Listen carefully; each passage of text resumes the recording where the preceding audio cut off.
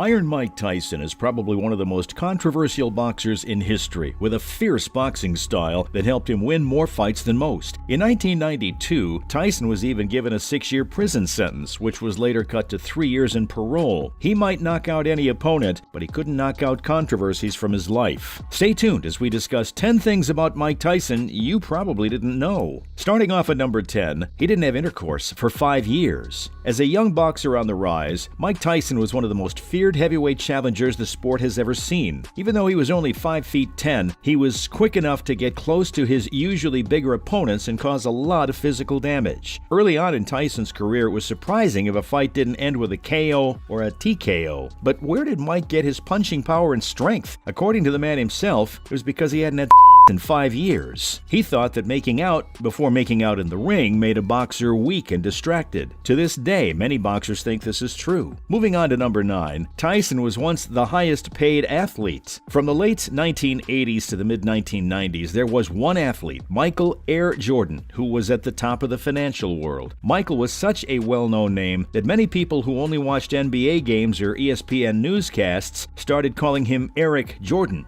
In 1990, Mike Tyson knocked off yet another champion when he beat his Royal Airness to become the world's highest paid athlete. He made an impressive $28.6 million that year. Even by today's standards, that's a lot. Mike Tyson didn't have as good a handle on money as Michael Jordan, and it didn't seem like he cared all that much about it. There couldn't be a bigger difference between these two examples of a success after a career. However, both men still made big money in sports and entertainment. At number 8, no father figure. This one might seem weird on the list, considering we all know that Tyson didn't have a real father figure when he was young. He had a rough childhood and didn't get off to the best start in life because of that. The boxer was born on June 30th, 1966 to Lorna Mae Tyson and Purcell Tyson, who was his biological father. However, in 1969, Jimmy Kilpatrick married Lorna and things started to get better for the family. And young Mike found a figure he considers his real father after Purcell had left the family. What many don't know is that Jimmy also abandoned the family. The fairy tale was short-lived, and Kirkpatrick eventually left Lorna and her children. And apparently, Kirkpatrick did the same thing to another family before he met Lorna and young Mike. Want to bet both Purcell and Kirkpatrick regretted leaving the family, Mike in particular? Next, at number 7, he loves pigeons. It's a shocker, we know, but most boxing fans, especially Mike Tyson fans, know that Mike loves pigeons very much. There have even been several featurettes made about this, but few people know why or when this love began. Since he was a child, Mike has loved pigeons. As a child, he felt left out and had a hard time making friends. Little Tyson found acceptance from the birds he fed and spent time with. Mike says that he always thought that the pigeons would like him. His relationship with birds, which most people see as a bother, has a poetic beauty to it if you think about it. People who know everything there is to know about Mike also know that he got into his first fight because a bully killed one of his pigeons when he was a kid. Mike has said many times that it made him want to fight. The former champion said that he beat the crap out of the pigeon killer. Yikes. Pigeons are one thing that we never want to harm. On to number 6, he won his first championship with an unusual circumstance. A quick bit of trivia. When did Mike Tyson first become the heavyweight champion? That's correct, Tyson fans. It was 1986. Trevor Berbick, the WBC heavyweight champion, was easily forgettable, and Mike took the title from him. He was only 20 years old when he won the WBC championship belt, which is a surprising fact that made him the youngest winner ever. But finding out that the audience wasn't the only thing to clap during the match is enough to raise an eyebrow. Mike had a painful sting when he went to the bathroom while getting ready for his fight. He later found out he had gonorrhea and won his first championship with an STD attached to him. When you think about Mike Tyson's career and the fact that he won the title when he was in college, it makes sense. But does that make him the WBC STD heavyweight world champion? We don't know either. Coming in at number 5, he was offered an honorary degree. What should a college do if it wants to make money from advertising? Give honorary degrees to people who didn't even finish high school, of course. Seriously, Central State University is a small university in Ohio that has been traditionally black, and it's not easy to get in either. To put it simply, this school wants students who will see things through and graduate. Still, in 1989, Central State University gave Mike Tyson and boxing promoter Don King honorary doctorates of letters. Arthur Thomas, president of the university at the time, said that Mike showed that hard work, determination, and persistence could help overcome any obstacle. Well, it's true, Mike was a very hard-working guy, but the offer seemed more like a way to get more celebrities involved in Central State.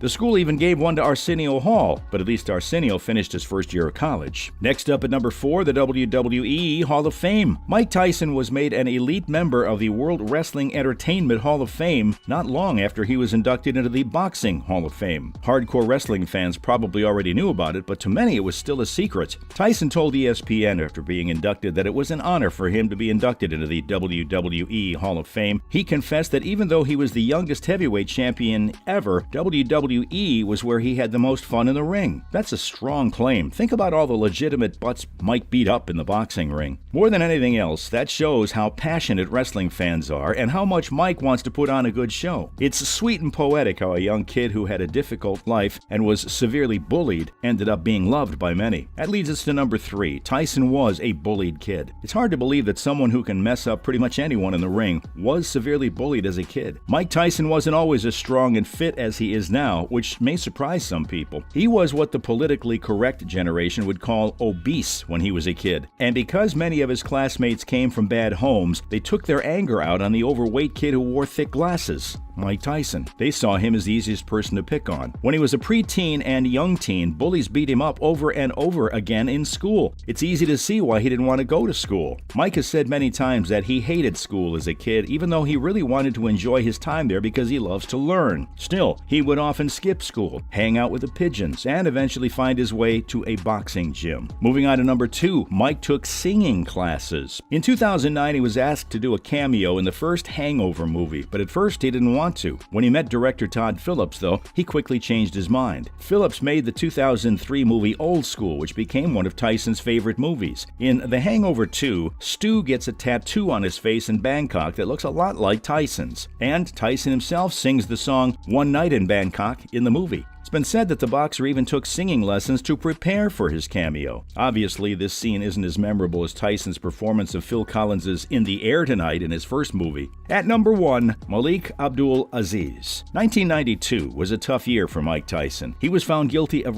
and sentenced to 6 years in prison, and while he was in prison, he converted to Islam Sufism. As soon as he became a Muslim, he changed his name to Malik Abdul Aziz. We don't know for sure if Mike still practices Islam or still thinks of himself as a Muslim because he seemed to try a lot of things and then change his mind about them. But he has publicly backed Donald Trump's campaign for president in 2016 and the ban on Muslims from certain countries entering the United States. So we'll leave the speculations to you. That's a wrap for this video. How many of these facts did you already know? Let us know in the comments below. Make sure to give this video a thumbs up and subscribe to our channel for more videos like this.